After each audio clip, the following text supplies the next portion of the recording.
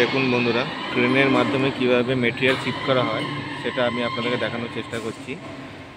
আপনারা দেখতে থাকুন। একজন ক্রেন অপারেটর সে ক্রেন অপারেট করছে। এই যে ওপরে আছে ইওটি ক্রেন বলা হয় একে, তার মাধ্যমে মেটেরিয়াল উঠানো হচ্ছে।